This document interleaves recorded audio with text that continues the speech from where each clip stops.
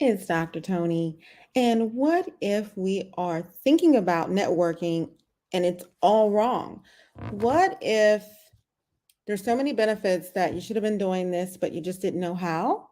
So I want to talk to you about it today because your net worth is surrounded by your network. So if you're not speaking to the people to your left and your right, chances are you're missing out on opportunities. And because most people are 1 degree of separation from you right now, do you have any idea what your life could look like in a very short period of time? Yeah, that's the point. Until you step out, you will not know. So, I wanted to discuss this because it comes up quite a bit. I am more of an extrovert, and I have a lot of clients who are the exact opposite of me. So, they're introverts. Their energy is just drained by being out. They like people, but they kind of only want to, be outside talking to them for a certain period of time and only about certain things. So the idea of putting yourself out there comes up a lot in my coaching, and I thought it would be really important for us to have a conversation about it today. If you are watching the replay, if you are here with me live, let me know where you are watching from and if you have any questions. All right. So, when we think about networking, sometimes we just get nervous. It's like public speaking. A lot of that's the number one fear is public speaking. So, you can imagine what happens when you're in a new place, new space. But I want to give you some of the benefits right off the bat so that you can imagine why this is a really good idea. I remember I was just doing something I loved. I loved riding my Peloton in this particular training, method. And because I have a sports medicine certification, I knew a lot about it. And I said, this is a safe way to train, get all your miles in, meet new people. So I have been riding the bike so much. I have like over 8,000 miles now. So when they said, let's all meet up in New York, I said, let's meet up. All I was doing was having a good time, meeting up with people that I already rode with, admired. We had connections a little bit. And seeing them in person was fantastic. Do you know how much business might have come my way because of me just going to do what I like to do genuinely with other people who feel the same way, biking enthusiasts? It's unbelievable. And an example of that where you're not networking in person. Same thing.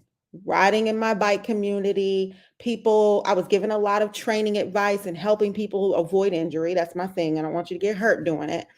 And you're gung ho, you're having fun until you're not. So somebody else noticed that I was in the community sharing my enthusiasm and my wisdom about the biking. And then we're like, can I ask you a question? Are you on LinkedIn? I said, yeah, I'm on LinkedIn. She inboxed me on LinkedIn and said, I want to formally ask you to come speak at my company. She was a vice president of a global media company. She's like, girl, come on in here, send over your invoice, give us a talk on so and so. And that was the end of that. Just networking may not be what you think. I mean, don't you want to be inbox thousands of dollars of opportunity and meet wonderful people that are already feeling like you're a good idea and give you access right in the front door to the place with a red carpet and everybody's dying to meet you? That's good networking. Sometimes you're just being yourself, doing what you do well. So the benefits of networking are many, and I just want to give you some ideas. Number one, it does help your self confidence. If everybody is running up to you saying, hey, how's it going? You're going to feel good about yourself. You're going to feel good about being in a room with people you start to get to know, especially if you're in a association or a medical society or something like that, where a lot of my colleagues are. It feels good to kind of come in and people say, hey, Doc, how's it going? Let me introduce you to a few people because they know you might be new or you haven't met everybody yet. I went to a conference once and I swear I didn't get to go to the restroom because I had been networking for a period of time in a certain community. And as soon as I walked into the conference, I just got whisked away by all the people who said, hey, I've been following you on social media and so on. Can I talk to you? It was a phenomenal experience, and I knew nobody there, or so I thought. So if you do it right, people come to you. Wouldn't you love for people to just come your way and say, "Aren't you an expert in this? Don't you have that?" This is a misconception. Did you just learn something new? If you do it right, people you attract opportunity. So you don't have to, you're not out here, you know, bothering anybody. You're enhancing other people's lives. You're letting people know exactly what you do, and then they start saying, "Hey, is it possible for us to talk a little more about this other thing?" And usually you're on the same page.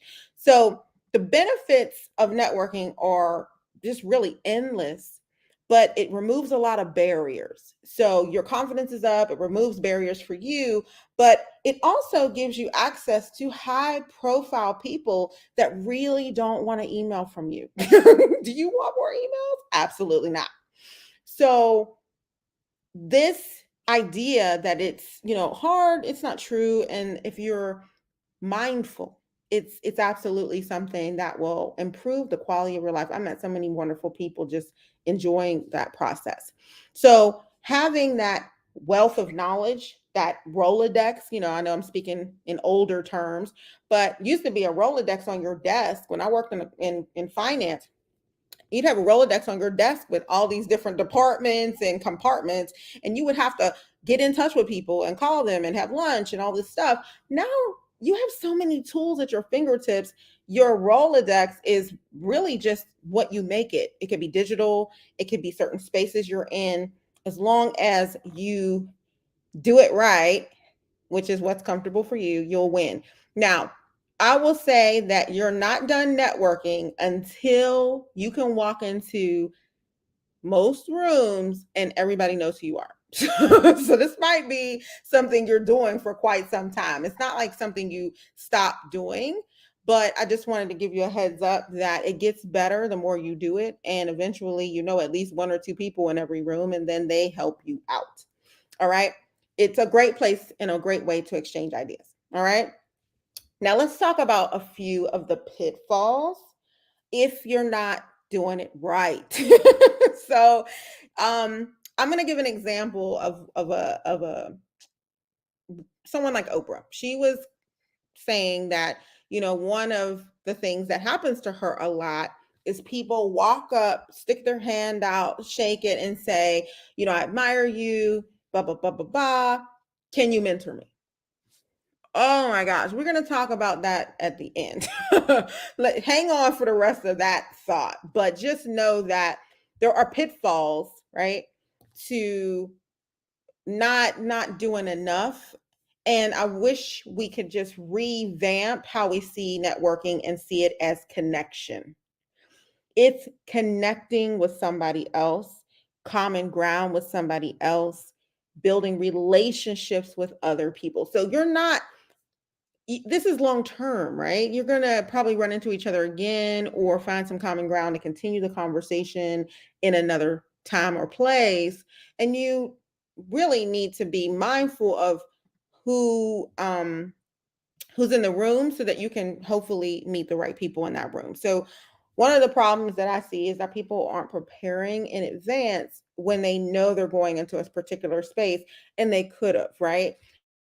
So it would be helpful if you know what your objective is before you even get there.